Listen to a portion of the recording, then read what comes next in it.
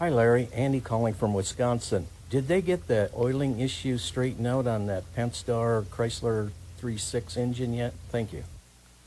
No, it's pretty much the same thing. That 3.6 Pentastar it just has the problem with the roller rockers. And what happens is, and what he's asking about is, I've gotten, this is no kidding, I've got it sitting here on my desk about the 3.6 Pentastar engines that we have discussed and placed these on our Magic Mechanic YouTube channel. I have 123 comments over this issue, which is pretty extensive, and a lot of people will know about this problem now where they didn't before, but at least you know. The thing is, the oil that you use is the most important thing to try to prevent this problem from happening. And what winds up happening is, see, there's not really a good oiling passage, so to speak, to keep these rollers lubricated. There's no pressurized oil going to them. So these rollers on those rocker arms, on those 3.6s, and in most cases, especially if you're using 20 weight oils, there's just not enough viscosity, and the amount of oil that these rollers are getting isn't sufficient. So they're bound to be doomed. They're going to fail, and most of them do before you get 100,000 mile on those engines.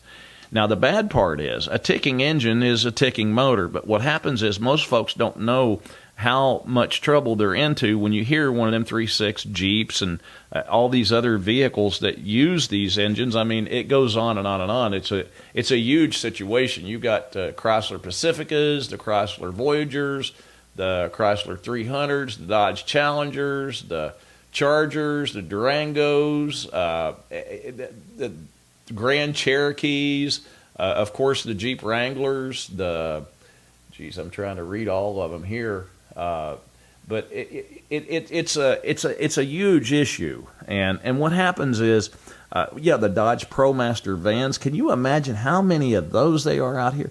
The only way to keep those rollers lubricated and to prevent having a major engine catastrophe is, I recommend the Amsoil for everything. But the biggest reason you need to consider running Amsoil on these engines, see, the Amsoil seeks out heat and friction, and that oil stays with anything that gets hotter than normal anything in the engine. And those roller tips on those rocker arms, they get real hot because there's just not enough oil volume going to those little tiny needle bearings to keep them lubricated.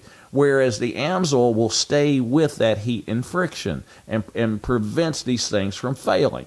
I'm not going to say they're never going to fail, but I think you're looking at the difference. I've got one right here where the guy's talking about he's having to have the rockers replaced in his at 77,000 mile. And then, of course, he's asking his next question, will Amsoil prevent this from happening again? And you know what? Chances are you'll probably get 3 or 4 times the mileage out of the engine before you'll have to do it again, or you may never have to do it. But it's the oiling design of that motor is just not sufficient, So, I hate to tell folks that because a lot of people like the new Gladiators and stuff like that, but it's destined. Those particular parts are destined to fail, especially if you run a 20 weight oil and it's something besides a polyalpha olefin synthetic oil. So to answer your question, you still got the same issue with the 3.6 engine.